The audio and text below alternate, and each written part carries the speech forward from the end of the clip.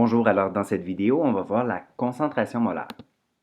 Donc, la concentration molaire. Première chose, des petits rappels, le soluté, c'est la substance que l'on dissout. Par exemple, si on met du sel dans l'eau, le sel, c'est le soluté. Le solvant, c'est la substance qui peut dissoudre. Donc, si on met du sel dans l'eau, alors le solvant serait l'eau. Donc, c'est souvent de l'eau. Ça peut être d'autres choses, mais dans notre cas, on va beaucoup prendre l'eau. Une solution, c'est un mélange homogène du soluté et du solvant. La concentration, de façon générale, c'est la quantité de matière dissoute dans un certain volume de solution. Il y a toutes sortes de concentrations, mais nous, on va s'attarder à la concentration molaire, qui est le nombre de moles, mais obligatoirement dans un litre de solution.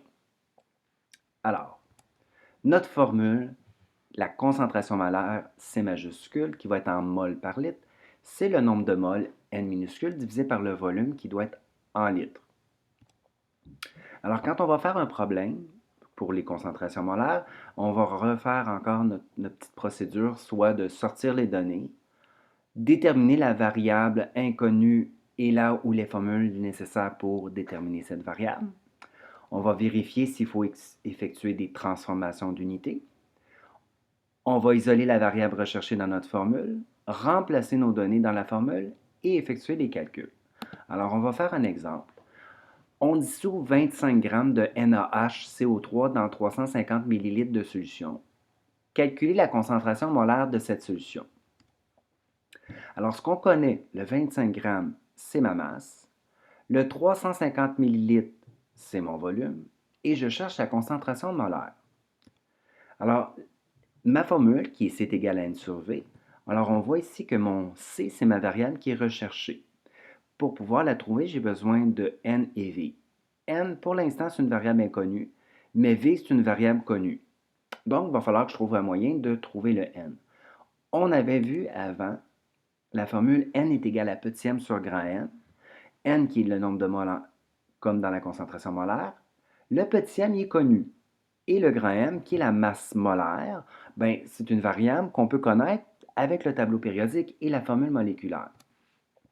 Donc, exemple pour le M majuscule, c'est NaHCO3. Alors, j'ai pris la masse molaire du Na plus celle du H plus celle du C plus 3 fois celle du O. Donc, ma masse molaire, c'est 84,01 g par mol. Maintenant, mon volume ici est en millilitres, mais quand je fais une concentration molaire, je dois être en litres. Donc, j'ai effectué une petite transformation d'unité ici, millilitres, multiplié par mon facteur de conversion millilitres au dénominateur pour pouvoir le simplifier. Litres, mon milli vaut 10 à la moins 3, donc je l'ai mis au numérateur. Donc, ça me fait 350 fois 10 à la moins 3, ça donne 0,35 litres. Je peux rajouter mon M majuscule, puisque je l'ai calculé avec le tableau périodique, avec 84,01 g par mol. Donc, dans l'étape 1, je vais aller calculer mon nombre de moles, petit m sur grand M. Donc, je prends mon 25 g divisé par ma masse molaire. Mes grammes se simplifient. Il va donc me rester des moles. Ici, j'ai mis 3 petits points parce que généralement, puisqu'on n'a pas fini le calcul, ça veut dire qu'on garderait toutes les valeurs sur notre calculatrice. Deuxième étape, je vais aller chercher mon C égale N sur V. Donc, mon N ici, qui était mon point 29 que j'ai gardé au complet sur ma calculatrice, je l'ai repris, et j'ai divisé par mon point 35. Bon, ici, le nombre de zéros, vous verrez ça plus en chimie quand on fera les chiffres significatifs. Si vous ne les mettez pas, c'est pas grave. Et la réponse obtenue, 0,85, même chose, si vous ne mettez pas le zéro ici, c'est pas très grave. J'ai trouvé mon nombre de moles par litre. Alors, voici un problème de concentration molaire. Maintenant, je vous invite à faire pause pour la vidéo et de faire l'exemple 2 dans votre cahier. Et quand vous l'avez fini, bien, ce que vous pourrez faire, c'est repartir la vidéo qui va vous montrer l'ensemble de la démarche. Un petit rappel, 0,4 M majuscule, c'est comme si c'était 0,4 mol par litre. Alors voici ma démarche, je cherchais le petit m, on me fournissait le V que j'ai transformé en litre, le C qu'on me donnait que j'ai décidé de mettre mol par litre plutôt que mettre M, c'est la même chose. ma masse molaire que j'ai calculée grâce ici à ma masse molaire calculée avec le tableau périodique.